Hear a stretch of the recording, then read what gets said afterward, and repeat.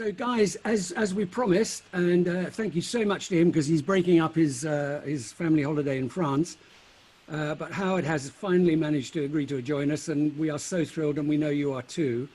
We're not going to play an episode this week. We're going to talk to Howard about the music from Red Dwarf. We're going to start with a slightly technical question because Nancy sent in an email to us this morning, and we passed it on to Howard. How can you give us the essence of what she's asking and then explain? Howard's also got a keyboard and he's going to be giving some demonstrations. Yes, so Nancy, thank you for your message, Nancy, who is herself an organist and a harpsichordist in New York, and is a fan of the show and has been for a long time.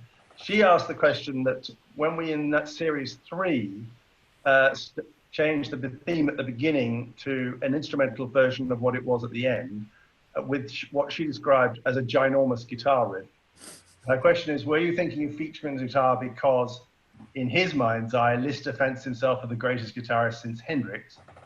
So that's the first part of the question. So, okay, so, well, it is a long time ago. My memory is that that after the first 2 series, I'm just going to talk a little bit about the music that started the show in the first 2 series. And where all that came from and what the idea behind it was. First of all, when I first saw whatever must have been the mocked up or rough versions of the spaceship, I think that you all had said that it was going to be what it was roughly. And then when I saw it and I saw someone painting the outside of a big ship and then it pulls out in a big wide to a spaceship in the middle of space, my initial thought was not that the music for it would be like Star Trek or like Star Wars or Blake 7 or Lost in Space or any of those things. But my inspiration initially was Stanley Kubrick's 2001: A Space Odyssey. And the music that he used in that, he picked from all, in fact, there was a score by Alex North written for 2001: A Space Odyssey, which the director, Stanley Kubrick, never used. Instead, what he did was he went and found classical music and put it all over the movie, various points, you know, Lou Danube Waltz by Johann Strauss, etc. Oh, yeah. And some of the most effective bits in it where he used his Richard Strauss's Also sprach Zarathustra music. And that was what I initially thought was the kind of epic sound that you should feel as that wide shot opens out and you see this very large, a very small person painting in a very large spaceship in the middle of the universe. So that was what I thought in terms of epic size. But of course, it won't surprise anybody to know that if you're doing the music for a TV program, they don't generally let you have a 100-piece orchestra, which is what Richard Strauss had when he was doing Also sprach Zarathustra at the beginning of the 20th century.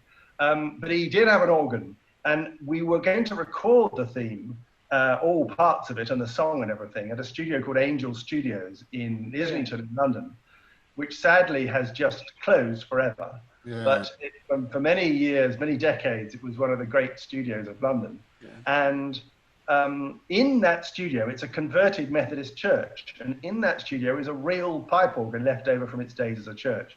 It's a huge organ. I remember Howard's huge organ, I do. And so I said to the studio, did anybody ever use this organ? They said, no, not really. So I said, well, could we get it tuned? And could I actually play it in this theme? And we'll put on loads of percussion and some brass and whatnot, and we'll try and make it sound epic with a real organ, which is how we came to do that very, very epic start. And it's the other thing that was inspiring me, though this may come as a surprise to everybody else on this panel, wasn't just Strauss's Also sprach Zarathustra, but it was the opening of Gustav Mahler's Fifth Symphony, which has a very distinctive trumpet beginning, like the kind of foreboding of doom. Da-da-da-da, da-da-da-da, da-da-da, da-da-da, da-da-da, ba-da-ba-ba, and then, oh, hell breaks loose in the orchestra. And I thought that it should have something, I know this sounds ridiculous, but it does, I thought it should have something of that sense of epicness. So anyway, that tune was also, the motif of it that I had there, was also in a sense, the seed of the song. So you had da, ba, ba, ba, ba, ba, is the major version of it that you hear in the song. Okay, and at the beginning of the original opening music, it went.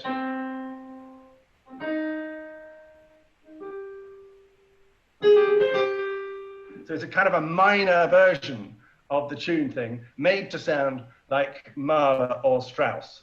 And that was what we had. And then for the first two series, and then at the end of the program on the first two series, you had the song, which was I'm sure we'll talk about later, which is the kind of Phil Spector Wall of Sound song version. And then after series 1 and 2, Rob and Doug asked whether they could have the energy of that end at the beginning of the program for series 3.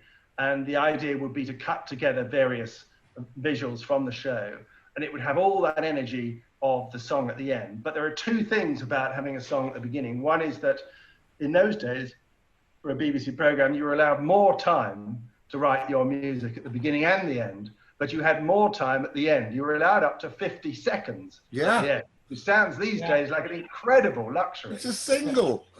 Yeah. But so you could actually have a song with 2 verses and 2 choruses. These days, you'd be lucky if you got 20 seconds without the guy talking over it or without the next program being shown in front of you. So anyway, so there was this luxury of the possibility of a song that almost sounded like a full-length song for the end, but we weren't going to have something as long as that at the beginning, so it had to be shorter.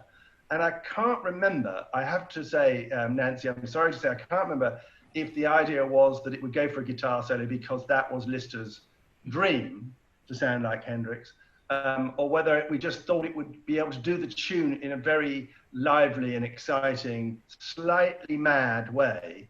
Because I remember saying to the guitarist, the session guitarist, I'm going to play you the tune and you're going to hear the backing track, but could you pretend you're not listening to it and just go off piece? And the strange thing is that professional musicians find that a really difficult thing to do. They find the idea of,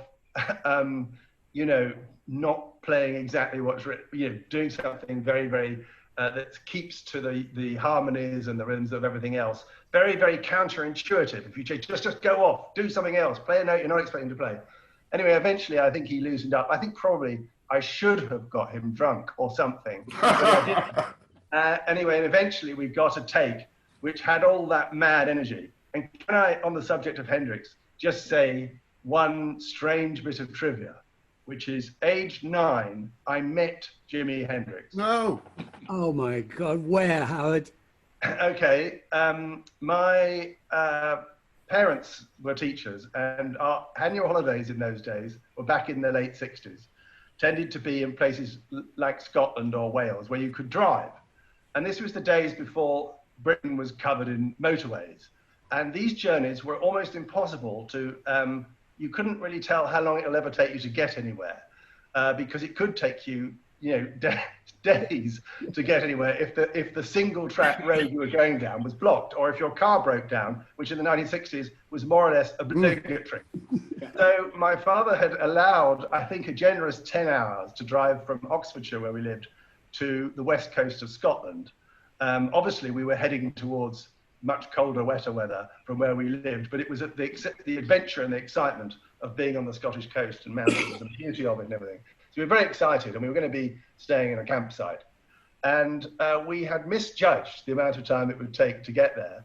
And we were arriving at Carlisle, which, for those of you who don't know, is on the border between England and Scotland in the north of England. And it was very late already at night, or quite late. And there were 3 young children in the back and my parents. So they decided, for the only time in my childhood before I was 13, to see if we could find a hotel. I'd never stayed in a hotel in my childhood before. And we eventually found a station hotel next to the station in Carlisle Centre. And I should probably point out, for those of you who are too young to know this, but in the 1960s, a British town after 5 o'clock at night was closed. Literally nothing was open. Nothing. Anywhere. No, it was like, a bomb had hit. It was no shops, nothing, no lights on. And we eventually found this one hotel, which was the big hotel in the town next to the station and next to an old cinema. And so we went all up, all the 5 of us were in one bedroom in this hotel. And as we were settling down to sleep, the most almighty noise came from the old cinema, the ABC cinema in Carlisle. And it was Hendrix and the Experience playing a gig, which we could hear more or less through our walls fairly easily. But here's the thing, the next morning at the breakfast, obviously age 9, the idea of a hotel breakfast was already terribly exciting for me. At which point, Jimmy and the Experience came down into the foyer, having done the gig the night before, presumably on to their next date on their tour. And Howard, was he a big star already by this time, or was he? I knew who he was, and I was 9 years old. So I think yes. I think he was. Actually, yes. I mean, for the American listeners and Australian listeners, actually, he kind of broke in Britain before he broke in America. He came to Britain and did some tours and really sort of took off, and then he went back to America as a star. And it was very, very distinctive dress and all that, with the kind of Kafkans and, you know, incredibly, I mean, in Carlisle, in 1969, he really was a thing to see. And did you anyway, to him? so I went over to him and said hello, and he said hello. Now, I know that's the anecdote, by the way. There's no further punchline, but I did say hello to Jimi Hendrix, and he said hello to me. Have a conversation. Which actually is pretty unusual, given that he died a year later, or under a year later. Really? So he really was quite a big star by then. This was well into his pomp. I think he died in 1971, isn't that right? Someone will tell us if that's correct. I think it was certainly within a year he was dead. In a flat in Baker Street, I think, somewhere near Baker Street, isn't it? Brook Street, in the house next door to where Handel lived. 1970, according to Rob Roman. Yes, and in fact, the Handel house is now a joint museum for Handel and Jimi Hendrix. Wow. Hey. That's a strange museum. There you go. That's a great museum. I love that idea, because I think that's what music should be. It should be equals. And I'm sure Nancy would like that idea, that as she's a Baroque musician, that Handel's home is a museum to both Handel and Jimi Hendrix in the same building. Nancy. Oh, look, someone said September 18th, 1970. So it really was, it was just very soon after, actually we saw him, I think we were there in 1969. Anyway, Nancy, that's a bit of a diversion. You've had one of the very interesting diversion. most detailed answers, Nancy, to any question ever been asked on these forums. There's one thing to add to the opening titles changing, was that one of the reasons it happened is because I learnt how to edit at home on a VHS home editing machine. And I thought it would be fun to take the closing titles and bang some pictures onto it, just see what it would look like. And then Rob and Doug came over to the house and looked at it and went, ooh, let's do that. So that was the genesis of that. And then it was like saying to Howard, your fabulous opening music. Can we change it? The thing is not really around at home. That opening music gave the show a gravitas it really didn't deserve, and it really bedded it in, and it made you take it more seriously, because the music was so epic and confident and brash. And one of the things, Rob, that I feel about writing theme tunes, and some of your participants today will know that I've done a few others in is that when I'm doing comedy, I pretend it's not a comedy program. And I think, well, where are these characters coming from? Who are they? What is their circumstance? What do they feel like? And what mood do we want to feel about them and their predicament? And it's no different from, Red Dwarf is no different, for example, from The Vicar of Dibley, which is a jokey series about a woman vicar in a small, slightly backward English village, which Ed also worked on. The Vicar of Dibley, the whole idea right from front was not to do a sort of silly vicar music, but to do something that actually was genuine, that it would be something that vicar would feel was sincere.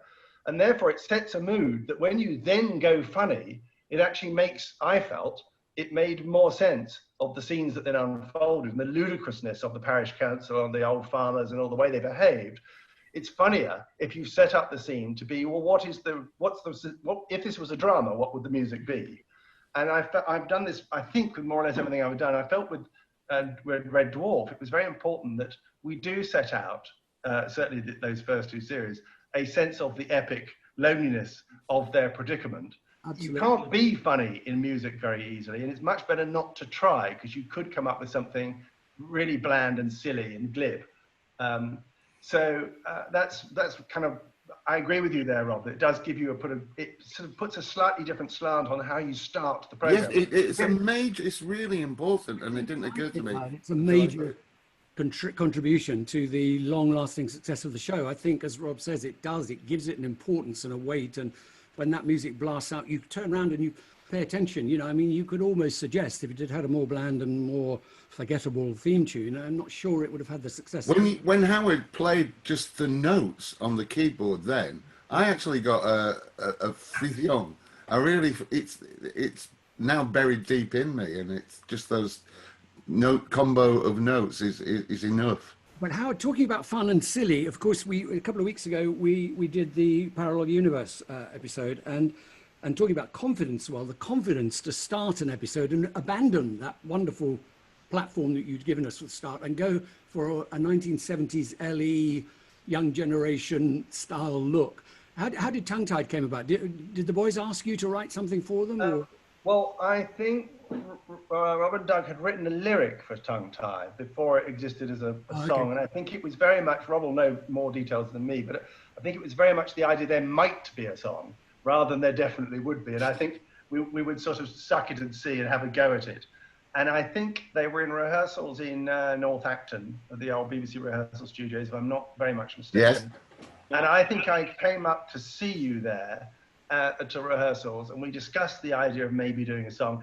If I may be wrong about this, but my memory is that there was a certain amount of discretion required, because I think you didn't want to promise a song to a member of the cast, which then got later ditched or not, decided there wasn't enough room for it or something like that. But obviously there were members of the cast who were comfortable and able to and skilled with singing, and other members of the cast who were very nervous about that. The good thing is with Red Dwarf is that both were catered for, because Danny, who obviously is a very fine singer and dancer, and Craig, who is a very accomplished and enthusiastic musician, got their moment in the musical sun. But also Chris, who is more terrified of singing than anything else, ended up having a Rimmer song, an entire episode devoted to a musicalization of that character. Yeah. And I think everybody who knows the show knows that the voice of Chris Barry singing is me, because I suppose I'm the same height. And That's right. We went on height. Well, I remember Tongue Tied. I remember because Danny had been, I can come out and say, he had been in my ear saying, you know, you've got Charles Organs here. We could do a great song and dance number. Why don't we do it? And so we wrote the lyrics. And Danny went to the music session. He came back, and he didn't look at me. And I said, how did it go? He said, Rob, he says, I look behind the glass. There's all these musos there getting ready to play. He said, not one can of lager between them. He said, they ain't musos. Howard runs a very tight ship in his... Yeah. Not one can of lager. What's he used to? Well, I think probably knowing the way we had to try and do things, which we generally had to record all the music that needed to be recorded for the series in one day up front, as it were. Unbelievable. It's quite unusual just to have a whole session where you could just do one song and have your lager. So probably it was that. And in fact, Danny went off and did another version, I think, with some other musicians. And you know, it was great because the original, at that time there was a big hit, which the Bee Gees had written for Diana Ross called Chain Reaction. Yes. And I think I was thinking this could be a bit chain reaction-y. And my demo that I think I came into the rehearsal rooms and played it for you the next day. And it was very sort of piano based and very sort of chunky, Motown.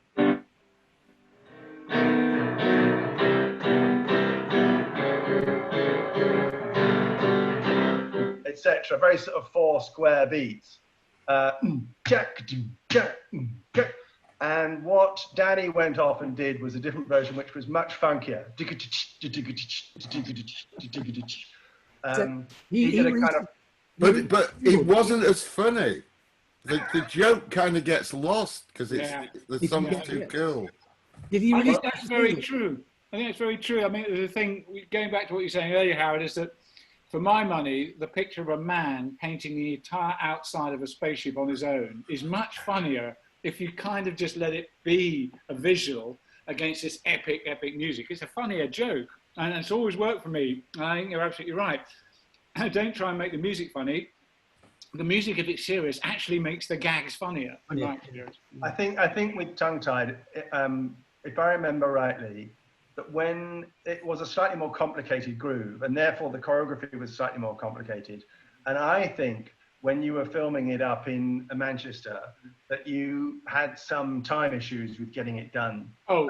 In the very absolutely. There's never ever been an issue of ever having too much time. Howard, Alistair Payne is asking. Yeah. There are hidden vocoder lyrics in the opening theme. Well, actually, this is something that some people will know happened a couple of years ago. Someone came onto the dwarf sphere and said, wait a minute, I've just noticed there are some vocoder vocals singing Red Dwarf in the opening theme, the instrumental theme. And I've never noticed them before. And then suddenly, people were suddenly listening to it again and said, oh my God, yes, there are. Why haven't we heard this before? Now, I honestly said at that time, and I'll say it again today, I hadn't intended to secretly hide these things in there 29 years ago, or whatever it was. I had actually put them in thinking it would be there and you'd sort of half hear it. But what had obviously happened was that no one had noticed them. Very in the mix. And so I sort of just assumed, well, it's just there, I know it's there. But anyway, now that people have noticed them, they kind of hear them a bit like an optical illusion. Now that they've heard them, they hear them much more clearly. And someone's just asked, was that Jenna's voice that was generating the waveform for the vocoder? And I'm just trying to remember, I think it was me actually using a female voice vocoder. But because I think, it might have been Jenna. Do you know, I can't remember, I think it was me because it was an afterthought. And this, by the way, was in the days when vocoders were a brand new, exciting thing. Yeah. Not now where they are sort of retro. And by the way, I still love a vocoder, and I think Imogen Heap's hide and seek is the greatest use of vocoder known to mankind, and is absolutely fabulous. And she's using a very, very classy form of vocoder, and very wisely has never answered the question of what model it is she was using. Because I've been on all sorts of geek forums to find out what's the actual one, and I should probably ask her, but she's been keeping it very big secret. But Hide and Seek is absolutely amazing song with just all vocoders all the way through. And so that gives my age that I still think vocoders are a really cool thing. How did you bring Jenna in? People are just asking how did she get involved? Was she a regular collaborator? She, at that time, she was in one of my musicals. She was very young then. She was in my musical called Girlfriends, which we did at the Oldham Coliseum, and then took it to London, to the West End for a short run. And Jenna was in that. She was very young. I think she was 18 or 17 doing that job. And as is often the case, you ring up the person who you're working with, who, you know, it's going well. And I said to Jenna, could you do this? It's a kind of Ronettes type feel to it. She said, well, I'll give it a go. You know, what harm can it do? And she has a wonderfully kind of distinctive, slightly soaring voice. She still does. I mean, she's been still a great singer. And musical theatre has been her thing. She's played lots of lead roles in the West End, and I think she's done Broadway as well.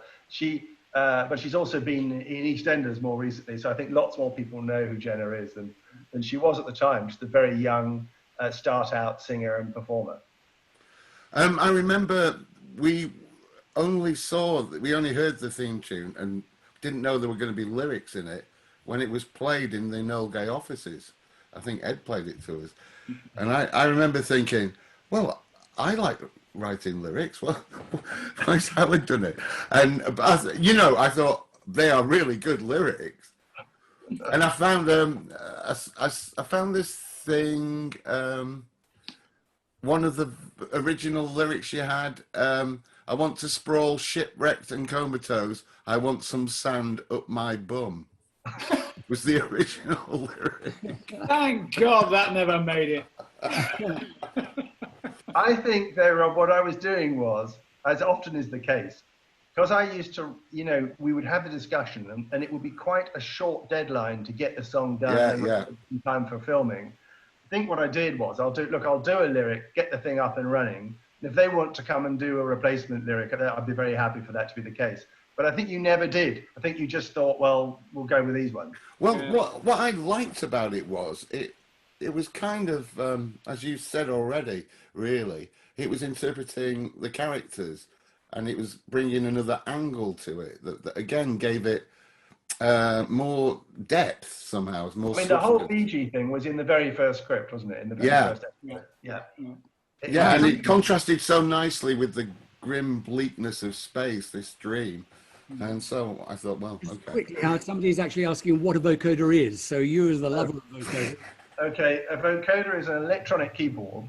And basically, in simple terms, you put a voice through a microphone into one end, and you play the keyboard in the other, and it turns the voice into the keyboard sound. And the keyboard sound can be anything you like, but the classic vocoder sound is a kind of stringy, electric, stringy, vocally kind of electric sound.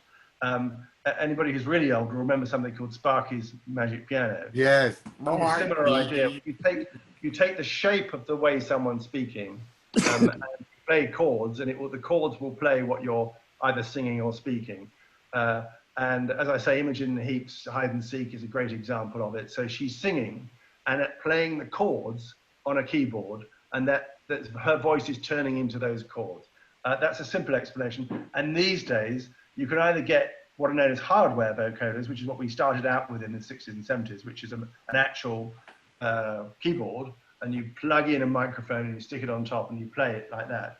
But there are more sophisticated versions of that now, and you can have also soft vocoders now that just exist on a computer as a virtual instrument. Was there a version of the vocoder that Peter Frampton used on his? Say Frampton. What was that famous thing? Yeah, he also had a thing called a voice box, which is a slightly different thing, which guitarists, including Frampton, were very keen on, which is where you stick a plastic tube in your mouth. Yes. And the plastic tube goes into a little pedal, and as you're playing, the sounds that you make with your mouth end up being, you know, they modulate the sound of the guitar. Although it's slightly different from vocoder in as much as, if you imagine putting a piece of plastic tubing in your mouth, it's quite hard to say words. Howard, what was his big hit single? I guess someone said Mr. Blue Sky. Max. That's right, Mr. Blue Sky, another great vocoder. I can hear the Frampton one in my head, but I can't remember. Howard, David Lamb here, and he's just going, so I want to get him before he goes. He's going to leave for family commitments, but he wanted to say thank you to you. Years ago, he was driving along and flipping through radio stations, and he heard you being interviewed, stuck around because of the Dwarf angle, and listened to a new composition at the time, and you were his gateway to classical music over the years. That is so nice, isn't it? Gosh, I'm so flattered by that. That's wonderful, David. Thank you for saying that. I'm really delighted. Hooray. Okay, and another one, a lot of people are asking, should you and I write a Red Dwarf musical? I'd love to do a Red Dwarf musical. The question would be, though, honestly speaking... we know what the question is. No, I've got another question, which is that if you did a Red Dwarf musical, would you have the cast members who do it on the telly, or would you get a cast to do, you know, of singers and dancers like you would do a musical normally? Because the requirements of being in a musical are relatively demanding. Danny's done several, but I'm not sure, for example, Chris, would be up to 8 shows a week in the West End Theatre, singing, moving, dancing, acting, I think for 7 or 8 or 9 months without a break. I think you'd have them on a screen, Howard, watching down, giving holograms. Kind of like Olivier in that Dave Clark musical years ago, you know, projected onto the globe. Oh gosh, where he was just a head. Yeah. I think holograms and possibly a bit of miming might People saying that the grandeur and the emptiness and the loneliness of the opening contrasts with the kind of more upbeat. So every episode we end with a kind of more upbeat departure, and they make a very nice bookend. Was that intentional, the two different moods and feelings? Well, I mean, first of all, I would say that one of the great things about this collaboration has been that both, you know, when I said, can it sound like Alsace Zarathustra at the beginning, number one, and when I then said, could it sound like a Phil Spector Wall of Sound hit from the 1960s, on both occasions, the team said yes. Now that ability to let your composer run with an idea is a rare one. I mean, I think it's probably rarer now than it was then, but you didn't have to go back and check with 1,000 people. You didn't have to say, oh God, can we afford it? You just said, yes, let's try and do it. And I think the boldness of those decisions, of course, we were all younger, and you make bold decisions when you're young, even if they fail. It's sort of part of the thing. You try it, and if it doesn't work, I mean, we're only all here talking about this because it kind of worked out. Yeah. I've done other theme tunes where I think if you ask people to come on a webinar to talk about it, you might not get anybody turn up to talk about it because they don't always work out. But yeah. I loved the idea that I could say, could we do this Wall of Sound thing? Yeah. And when we did the song at the end, we went back we were in Angel Studios, and it just so happened that the engineer had worked, I think not directly with Phil Spector, but had worked as an assistant or something on one of those original sessions, those kind of Spector type sessions, and had all sorts of tips and tricks about how they made the sounds they made that you'd never have got out of a book or anything at the time. So actually, we tried all sorts of things with the sound to try and make it sound like that. Although the truth of the matter is, well, that was the inspiration for it. Obviously, once you get into doing your own thing, it kind of has a life of its own. Yeah. Has an own feel. Yeah. Yeah. What about some of the other special versions that you did? Well, what about High Noon? I only just realised you were singing that. Was that you singing on the High Noon one? We couldn't work it out. Oh my darling. It was very. Was it Tex Tucker? Was it the original? Yeah, I think you probably. Someone will say it on the thing. That it was from the original film. We just lifted it, but it was you, Howard. Yeah. And Gunman of the Apocalypse was a great fun thing to do. Oh God, that music is so good. It's so good. How did that come about? Were you fun to have the theme, the dwarf theme, come soaring in over the top of that? Again, I mean, like the Rimmer Munchkin song and all that, they only exist because this was a collaborative team that wanted to push the envelope a bit. To say, this is a comedy series, yes, but why don't we try this? Why don't we try that? And there was lots of new editing video technologies coming online that were being tried as the series went on. I think that was one of the things that was, it's still going on, but I think one of the things in the 80s and 90s was so fun about it was there was why don't we try this? Why don't we do that? There was very much a can-do attitude to things like let's do a song. Where there's 1,000 rimmers. I mean, obviously it's a slightly mad idea, but it's also a great idea and a fun idea. And, I had a lot of fun putting that song together. Although that seemed that came from modern technology, the idea of the multiple rimmers. Yes, it was a new video technique. From the idea of seeing Crackerjack, where people had big heads but little bodies underneath. So, although it's a technological new thing, it came from a really old idea. So, Rob, did you as writers go to Howard? I mean, did you write it just assuming that we'd be able to find the resource? And well, I'm baffled now that we assume we'd have the budget. I mean, it's practically scored. Those first 2-3 series are practically scored. They are almost scored. I mean, don't think you can afford that now. I don't think you get the budget. Session, Howard, where you had the tape playing in and you conducted orchestra to tape, did you? You never did that? We did that on a couple of occasions. There was one episode. Remember what the name of the episode is with the Kennedy shooting in? Yes. Yeah, that's Ticket to Ride. yeah. Yes. Well, we had a full orchestra for that, and we had one also where the one that starts off in the Second World War. Obviously, people are going to know these answers better than we do. But we had a full orchestra there, and we did that to tape and conducted it with the stuff going on behind us. As you say, Rob, mouth-wateringly sort of ambitious budgets for something that would be very difficult. I mean, of course, one of the things is that nowadays us composers have technology that can help us mock up those sounds more easily. You can do it at home almost, Howard, now with the big. I mean, there wasn't really a way of pretending to be an orchestra then, whereas now you can. But I think there's something about the live orchestra that's pretty filmic, which is, I think, was the whole idea of those episodes, was to make them feel a bit more filmic. Yeah, and the other thing that, of course, you take advantage of the fact that when you've got an orchestra there, you go, okay, well, look, we've got about 27 spaceship shots. So can we have 27 spaceship pieces of music, please? All at different lengths. Thank you. How much of a pain is that when somebody says, can we have 15 lengths version of this particular piece of music?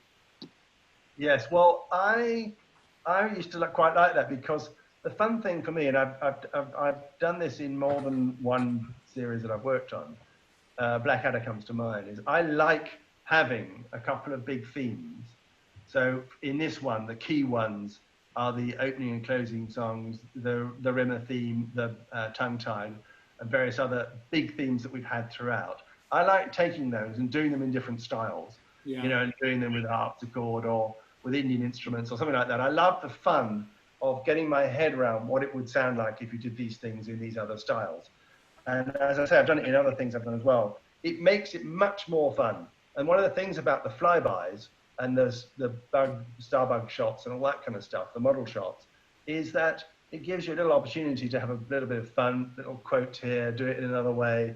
I mean, there's one episode, which I think, is it Ouroboros, where we did the music backwards.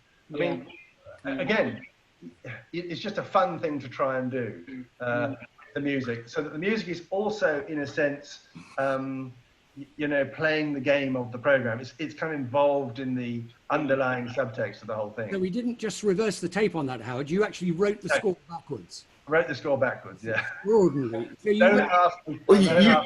So you tried to do that for the show backwards, didn't you? You tried to write the theme backwards. Yes. I think we did. You took the opening theme and wrote it backwards. Yeah. And how does that sound out? It doesn't sound like anything. It doesn't really sound like you'd expect it to sound. That's the strange thing. I mean, if it were written out in front of me, I could do it. I could just play it for you. But I haven't got it written out right now. It's actually impossible to do just off the top of your head. Right. I'm sure. But if you imagine just the end of it, da da da da da da da da da da da da da da da da. So what you have when you do it backwards is you have something like this.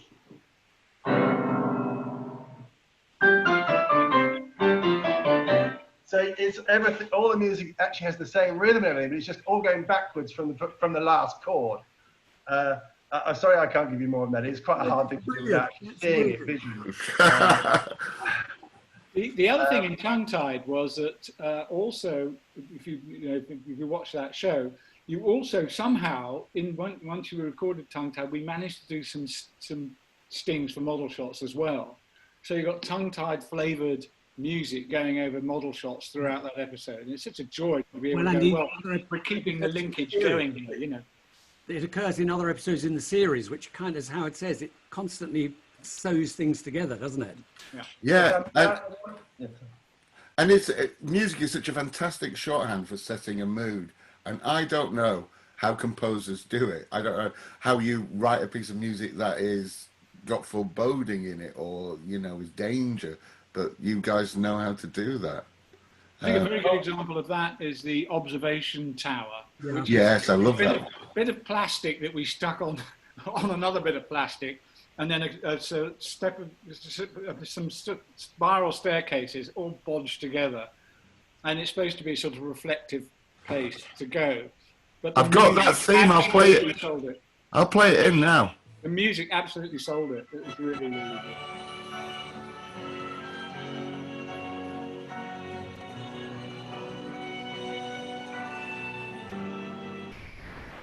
And by then you're feeling sorry for them, even though they're all a bunch of bastards. Yeah. One of the things that reminds me of is what I try and do is that everything you hear in an episode is in some way thematically coherent, not just with the story, but with all our characters and with the ongoing knowledge of these characters. So, for example, you might get the Rimmer theme, which when it first comes in the song is Arnold, Arnold, Arnold, Rimmer is so much, etc. But later on, I think like 2 series later, something, you then get that same.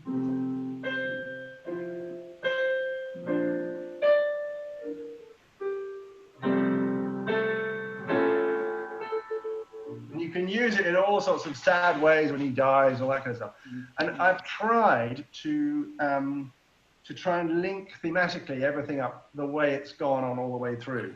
One of the other things I think the music achieved, and bizarrely the show as well, is they haven't aged like other things have. The music hasn't aged, and it's kind of timeless, which is, you know, the both things in combination have achieved that is quite astonishing, really. Well, that's, I mean, do you think partly the reason for that is that whilst everybody who lives now is aware of the music that's being created right now and likes it in varying degrees depending on what their tastes are, the fact is that although you know, popular music in particular has been around, you know, 100 years kind of thing, we don't, when we hear a great song from the 1960s, although we know it's old and it's retro, it can still have a groove or a sound or a feel that feels immediate and spontaneous. And now, and it's almost as if the kind of time, I mean, I don't want to get too serious about this, but I do, by all means. That music's relationship to time is an unusual one. And I'll give an example of this. If you look at a photograph of yourself, age 7 or 6, on a beach with your family holiday, let's say, that photo is captured and frozen on that day, in that place, forever. And so whenever you look at that photo, it's still that day, unchanged. The strange thing about music is, let's say there was a song that meant an enormous amount to you that had come out that year, and it meant a lot to you. When you hear it now, whilst it is of that time, it's happening in real time all over again now, in the present tense. So it's odd that, you know, if you look at a painting from 1720, you know, a picture of a room with some people in it, they are forever in 1720. Whereas a piece of music written by Bach in 1720, whilst it is forever the date that it was written, you can start and play it now in real time, afresh, completely new, alive. So it both works as a memory trigger to you. It says that takes me back to the beach, but it also is happening now. It's not forever back then. And when you hear, you know, an early Stones or Beatles song, they were young men. They were like 20 when they did their first, you know, their first big hits. And whilst we know it's a long time ago, it's 50 years ago, at the same time, it sounds like they're doing it now for us, even though we know, of course, that can't be the case, because the freshness and the youth in them is absolutely there in the music every time you hear it. Yeah, that is true. I'm sort of digressing a bit here, but I do think that music has an ability to have its own time scale that's not as limiting as years and months and weeks and days and minutes and seconds. It has its own sense of time. That's really interesting because, for instance, drama does age and comedy ages, and you know, things that we laughed at in the 1920s just aren't funny anymore, most of them. But then you get, you know, some that are timeless, like Laurel and Hardy and Chaplin and Keaton. And I don't know why they survived and the others didn't. Maybe they were more forward thinking. Maybe they were just more sophisticated. I wonder also whether this is something to do with the technology, which is that when Ed is describing the technology that was used to make the Munchkins, which was a brand new video technique then, you were then filming and editing on video. And what's happened since is that the technology has moved on from that point, and no one would now make stuff with that technology now. You might pretend to do it, like, you know, Stranger Things wants to look like the 80s. So but they're using much more advanced technology to make it sound like to look like the 80s. Whereas, in fact, you've moved on from that technology. And if you wanted to do the Munchkins now, you'd never think to do it that way. You'd do it with a much more sophisticated digital process.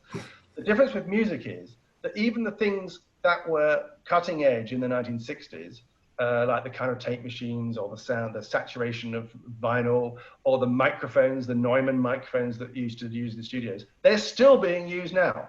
That in fact that we've carried the technology, the old Fender Custer guitars, all the old technology has been embraced all the way through and carried on, like we were talking about vocoders a minute ago.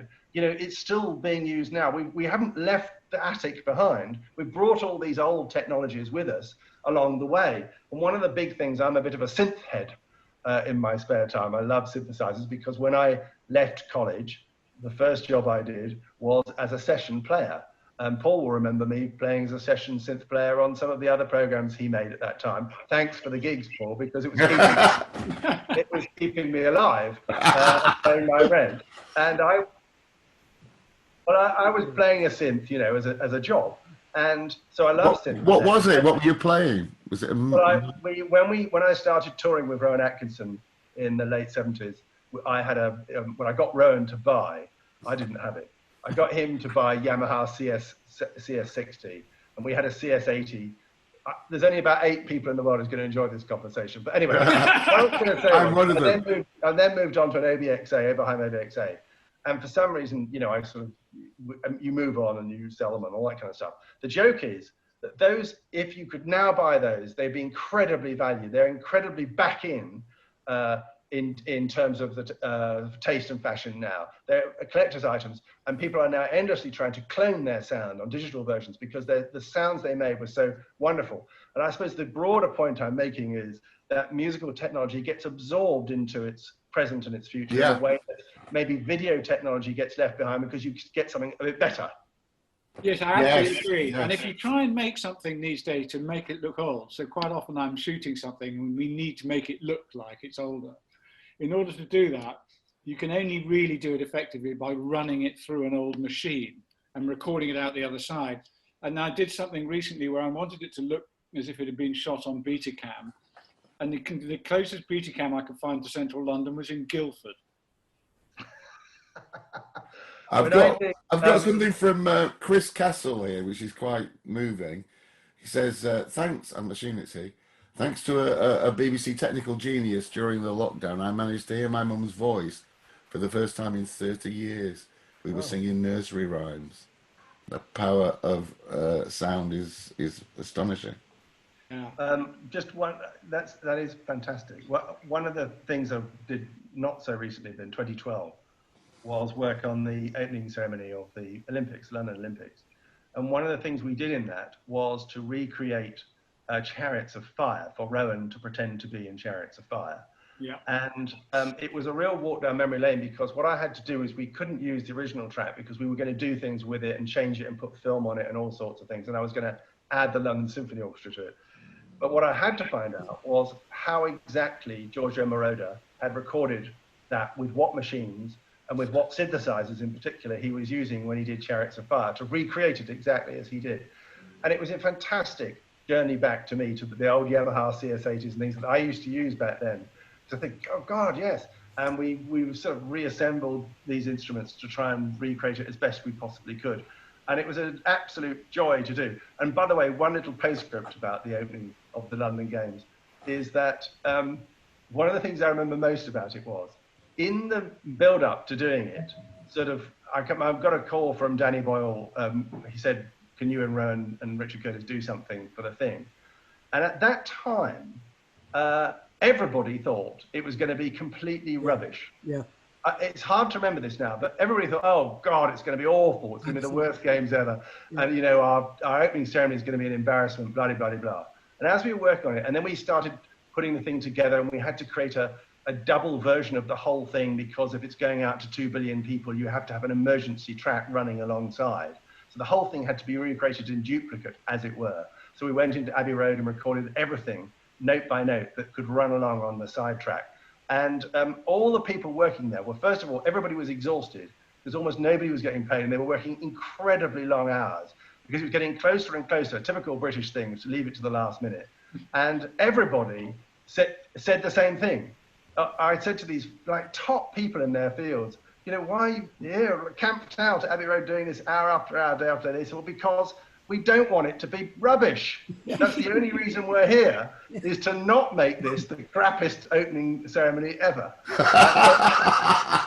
Actually, did a wonderful imagine about the whole story of that creation of that opening ceremony, and it really, everybody, I think, Howard, was absolutely flat out for months and months and months, kind of unbeknownst to the public. The public did expect, including, I sat down that night thinking, how embarrassing is this going to be? Yeah. And by the end, you were just, when those red gold rings went up in the, I mean, you were just completely elevated. It was a wonderful, I remember Posy telling me, because I think Rowan insisted on Jeff Posner directing just that little segment, his segment. Yeah. And Jeff, you know, this multi-million-dollar, had to slip in the chair for the 5-minute section of Chariots of Fire, I think. I've never known Rowan so nervous. In all the years I must have been totally nerve-wracking. I was speaking to a lot of editors who worked on that, on the Olympics, and they never left. They were just basically there, editing day in and night to try and get... Howard, another question from Nancy Quito. She read somewhere that Rowan had to hit a different piano key than in the score because the original note didn't look right for camera. Actually, that's correct. But what happened was he hit a different note so that it could be seen, but you heard the right note. Yeah. What a wonderful story, Nancy. You obviously know it all. Guys, we're getting towards the end. I just cannot thank Howard enough. You have been, as we knew you would be, Howard, illuminating. One-man show. Yeah, brilliant, brilliant. Well, and it was so nice to see you again after all this time. And we're hoping to have a little post-lockdown party, Howard, and you will be definitely getting an invitation. We hope to see you. And can I say hi and thank you to everybody who's been writing these notes on the side. It's so nice, such nice things being said. Thank you very much for joining us. We'll send you a copy, Howard, of the printout. Okay, right. And that's us until September. So it might as well rain, I guess. We'll let you know. Cue song, come on. Series 3. We'll let you know, though, when we're ready. Now it's going to play us out. Sing along, everybody. Far away from you.